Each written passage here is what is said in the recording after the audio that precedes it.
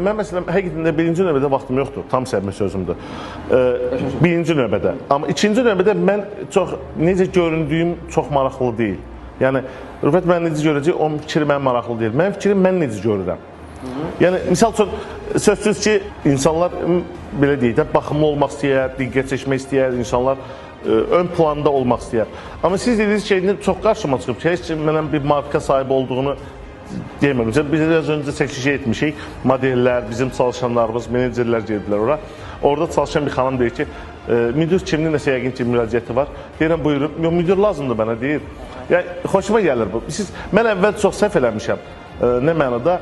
Bəlkə də egoist biraz insanam, biraz özünü bəyənmiş deyirlər də ona. Elə bir insanam. Markanın üstünü özümü çıxarırdım. Özümü çıxarmırdım əslində. Markanı devamlı özüm edirdim və özüm öndə idim. Və sonra başa düşdüm ki, mənim markam böyüməyəcək də belə. Çünki sistem o qədər mənim üzərimdə qurulub ki.